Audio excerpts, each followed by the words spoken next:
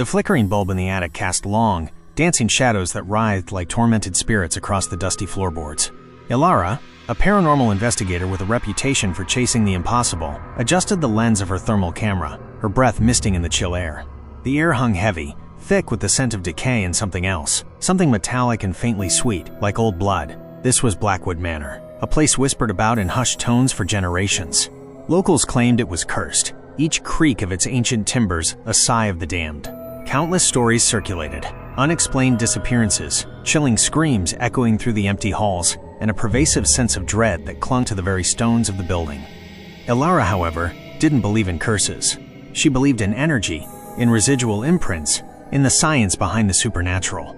Yet, even her pragmatic mind felt a prickle of unease within these walls. Her partner Ben, a tech expert whose skepticism was as steadfast as his tripod, fiddled with the audio recording equipment.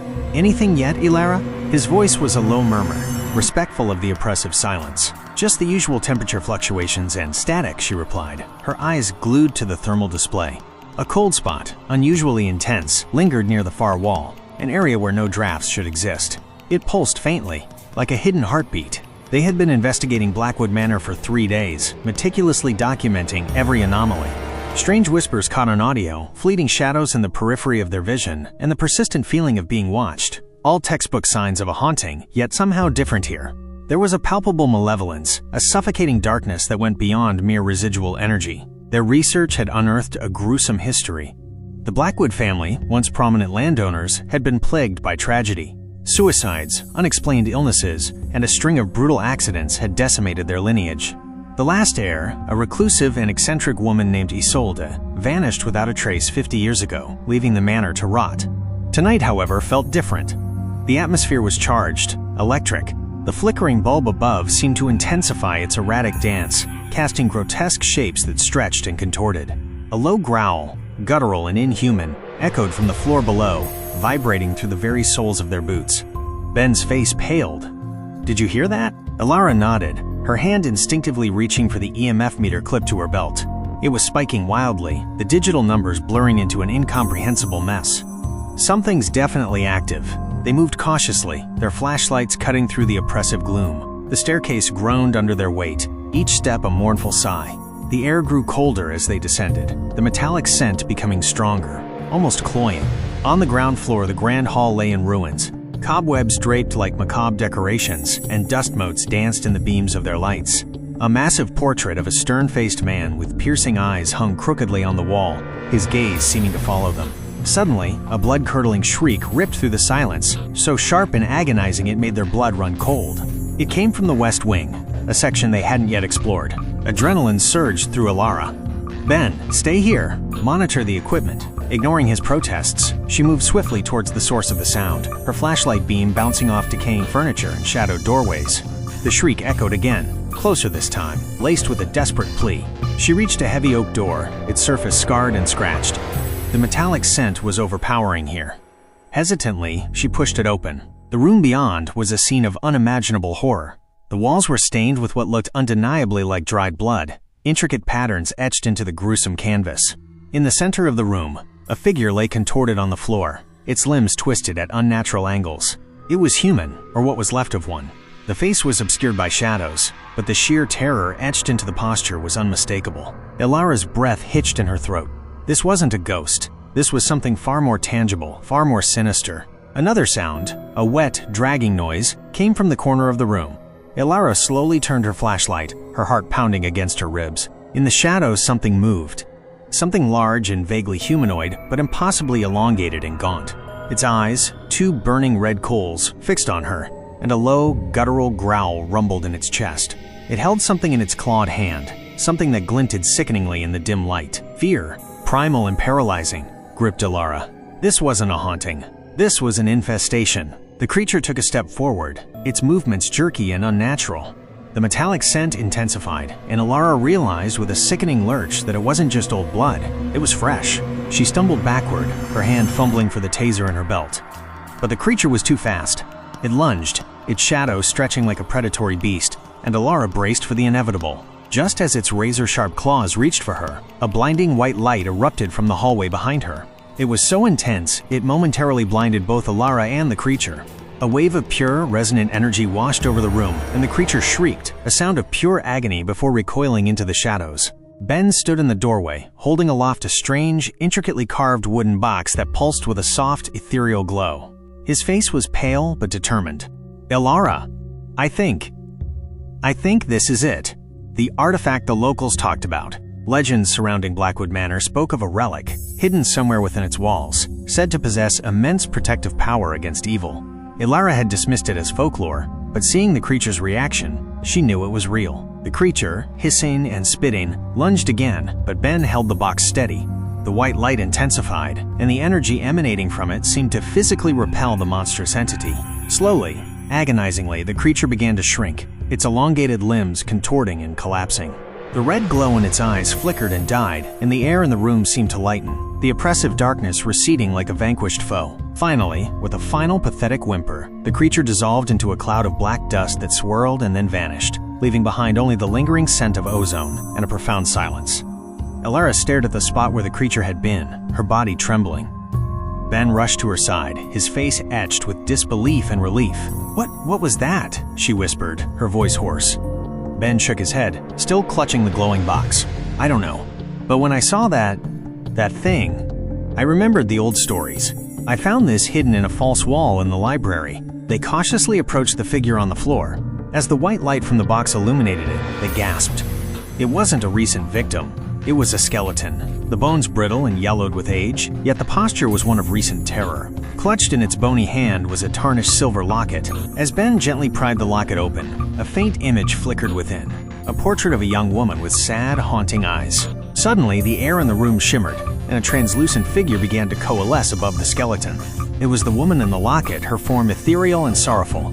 She looked at the skeleton, then at Elara and Ben, and a single tear of light rolled down her spectral cheek. She mouthed a single word, a whisper that echoed in their minds.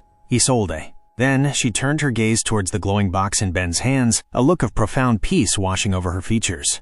Slowly she began to fade, her translucent form dissolving into motes of light that danced in the air before disappearing completely.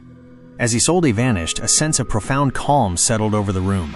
The bloodstains on the walls seemed to fade, the oppressive atmosphere lifting like a heavy shroud. The metallic scent was gone, replaced by the faint fragrance of dust and old wood. Elara and Ben stood in stunned silence, the glowing box, the only source of light in the once terrifying room. They had come seeking answers about a haunting, but they had stumbled upon something far darker, something ancient and malevolent. And somehow, miraculously, they had banished it. As they finally emerged from Blackwood Manor into the pale light of dawn, the air felt clean and fresh. The oppressive dread that had clung to the building was gone, replaced by an eerie stillness. Ben looked at Elara, his usual skepticism replaced by a look of awe. I don't know what to say." Elara shook her head, a weary smile touching her lips. "Neither do I. But I think we finally brought peace to Blackwood Manor." They knew this was a story that would be hard to believe, a truth stranger than fiction. But they had the evidence, the recordings, the thermal images, and the glowing box, a tangible reminder of the darkness they had faced and the miracle that had saved them. The red glow in Isolde's spectral eyes on the photograph seemed to linger in the dimly lit room of their temporary base, a converted guest house miles away from the oppressive atmosphere of Blackwood Manor. Elara shivered, despite the warmth of the evening air. Did you see that?" she whispered, her gaze fixed on the laptop screen displaying the zoomed-in image of the locket. Ben, who had been meticulously cleaning the intricately carved wooden box, paused, his brow furrowed. "See what? The slight discoloration around the eyes?" "No," Elara insisted, rewinding the footage. "Right at the end, there was a red glow. And I could have sworn I heard something." Ben leaned closer as Elara played the final seconds again. The faded image of Isolde filled the screen. For a fleeting moment, a faint crimson light seemed to emanate from her eyes, accompanied by a barely perceptible whisper that sent a fresh wave of chills down their spines. I think I heard it too," Ben admitted, his usual skepticism wavering. "It sounded malevolent." The discovery cast a dark shadow over their initial relief. Had they truly banished the evil, or had they merely stirred something even more ancient and dangerous? The child's whispered words echoed in Elara's mind. They took her. They all took her. But she'll come back. She always comes back. Who were they?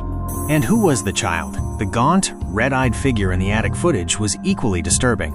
It hadn't seemed like a residual haunting. It had appeared to be a conscious entity, observing Elara. Was it connected to the creature they had faced in the blood-soaked room? Driven by a need for answers, Elara delved deeper into the history of Blackwood Manor. Local archives yielded fragmented accounts, whispers of dark rituals, and a lineage plagued by more than just misfortune. The Blackwood family, it turned out, had dabbled in the occult, their pursuit of power leading them down a twisted path. One particularly disturbing passage in an old journal spoke of a pact made with an entity from beyond the veil, a bargain that demanded a terrible price. Could the creature they encountered have been this entity? And was Isolde somehow connected to its resurgence? Days turned into sleepless nights as they pieced together the fragments of Blackwood's dark history. The silver locket became a focal point of their investigation. They discovered it belonged to Isolde Blackwood, the last heir. Local legends painted her as a tragic figure, driven to despair and eventual disappearance after a series of horrific events within the manor. The skeleton they found in the blood-soaked room remained unidentified, but the terror etched into its final posture suggested a violent and agonizing death. Had it been another victim of the entity? Or perhaps one of the "they" the child's whisper referred to?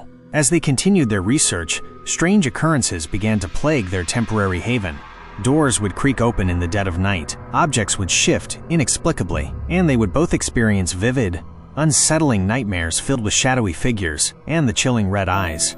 It felt as if the darkness of Blackwood Manor had followed them. One evening, as a storm raged outside, rattling the windows and casting eerie shadows, Ben was reviewing the audio recordings again. He suddenly stopped, his face pale. "Elara, listen to this." He played a segment of audio captured in the blood-soaked room just before the creature attacked. Beneath the creature's guttural growls, a faint, rhythmic chanting could be heard, almost drowned out by the other sounds. They isolated the chanting, amplifying it and filtering out the background noise. The words were ancient, a language neither of them recognized, but the intent was clear. It was a ritualistic invocation. It was summoning the creature, Elara realized, her voice barely a whisper. Someone or something was calling it. The revelation sent a fresh wave of dread through them. If the creature had been summoned, then its banishment might not be permanent, and the entity behind the summoning was still out there. Their investigation took a new, urgent turn. They needed to understand the ritual, the entity, and Isolde's role in it all. The wooden box, the artifact that had repelled the creature, became their only source of hope. They researched its origins, its symbols, and its potential weaknesses. They discovered that the box was crafted from ancient oak, blessed by generations of protectors against dark forces. Its intricate carvings were not mere decoration, but powerful sigils designed to ward off malevolent entities. Its power, however, seemed to be tied to a pure heart and a strong will. As they delved deeper, they uncovered a horrifying truth. Isolde Blackwood hadn't simply disappeared. According to a hidden diary they found within the locket, accessible through a complex mechanism, she had become aware of the dark pact her ancestors had made. She had tried to sever the connection, to banish the entity, but in doing so she had become its primary target. The skeleton they found was likely one of the individuals involved in the original pact, punished for failing to uphold their end of the bargain. Isolde, in her desperate attempt to break free, had likely been the one to trap the entity within the manor, sacrificing herself in the process. The blood-soaked room was not a place of random violence, but a site of ritualistic confinement. The child's whisper now made a terrifying kind of sense. The entity had taken many, but Isolde had always found a way to return, to keep it contained within the manor's walls, perhaps through some form of spectral tether. But their arrival, their investigation, and their use of the wooden box might have inadvertently weakened that tether, allowing the entity to manifest more fully. The red-eyed figure in the attic could have been an initial manifestation, a scouting presence. They realized the danger wasn't over. They hadn't banished the evil. They had only temporarily repelled it. And now, it knew they were a threat. The storm outside intensified, mirroring the turmoil within them. Suddenly, the lights flickered and died, plunging them into darkness. A cold gust of wind swept through the room, carrying with it the faint metallic scent they had encountered at Blackwood Manor. Fear gripped them. The entity had found them. A low growl echoed from the hallway outside their room. Footsteps, heavy and uneven, approached the door. Ben clutched the wooden box tightly, its soft glow the only source of light in the suffocating darkness. Elara grabbed a heavy iron poker from the fireplace, her heart pounding in her chest. The door creaked open slowly, revealing a shadowy figure silhouetted against the flickering lightning outside. It was tall and gaunt, its form vaguely humanoid, and two burning red eyes pierced the darkness, fixed on them. The entity from the attic. It lunged, its movements impossibly fast. Ben thrust the wooden box forward, and a blinding white light erupted, striking the creature. It shrieked in agony, recoiling as before, but this time, it didn't dissipate. It hissed and clawed at the air, its red eyes burning with furious hatred. Elara swung the poker, connecting with a sickening thud against the creature's arm. It roared in pain, its grip faltering. They were fighting a physical entity now, not just a spectral presence. The battle was chaotic and desperate. The creature was strong and relentless, its movements unnatural and unsettling. Ben used the light from the box to keep it at bay, while Elara fought with grim determination, fueled by adrenaline and fear. During the struggle, the wooden box was knocked from Ben's grasp, skittering across the wooden floor. The light flickered and dimmed. The entity seized the opportunity, its long, clawed hand reaching for Elara. Just as its claws were about to strike, a spectral figure materialized between them. It was Isolde, her translucent form radiating a soft, ethereal light. Her eyes, no longer filled with sorrow, blazed with righteous fury. She let out a piercing scream, a sound that seemed to vibrate the very air around them. The entity recoiled, hissing and spitting as if burned. Isolde lunged at the creature, her spectral hands passing through its physical form, yet causing it visible pain. The room became a whirlwind of spectral energy and monstrous rage. Isolde fought with a ferocity they hadn't imagined. Her grief and torment transformed into a powerful force. As Isolde battled the entity, Elara noticed the silver locket lying on the floor, where it had fallen during their earlier examination. An idea sparked in her mind, a desperate gamble based on the connection they had witnessed between Isolde and the locket. Ignoring the chaos around her, Elara scrambled towards the locket. As she reached for it, the chanting they had heard on the audio recording echoed in her mind. It was a summoning ritual, but perhaps it could also be used for banishment. Clutching the locket, Elara began to chant, the unfamiliar words echoing in the darkness. The air around her crackled with energy. Isolde turned her spectral gaze towards Elara, a look of understanding dawning on her ethereal face. As Elara's chanting reached a crescendo, the silver locket began to glow with a brilliant white light, mirroring the light emanating from the wooden box, which Ben had managed to retrieve. The two sources of light converged, bathing the room in an intense, purifying energy. The entity shrieked, its form flickering and distorting. Isolde pressed her spectral hands against its chest, and a wave of pure energy erupted from her, amplified by the light from the locket in the box. With a final, agonizing scream, the entity imploded, collapsing into a swirling vortex of darkness that was then consumed by the brilliant white light. The red glow in its eyes vanished forever. As the light subsided, the room fell silent. The metallic scent was gone, replaced by a sense of profound peace. Isolde's spectral form began to fade, a serene smile gracing her lips. She looked at Elara and Ben, a silent message of gratitude in her eyes, before dissolving completely.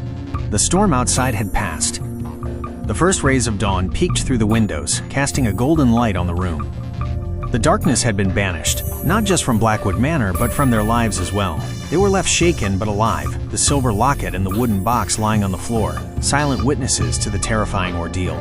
They had faced true evil, and, through a combination of courage, knowledge, and a selfless spirit's sacrifice, they had emerged victorious. The story of Blackwood Manor would finally have a different ending, a tale not just of horror, but of redemption, and the enduring power of hope in the face of unimaginable darkness. Final suspense hook for the audience. As Elara and Ben pack their belongings, preparing to leave the guest house, Elara picks up the silver locket.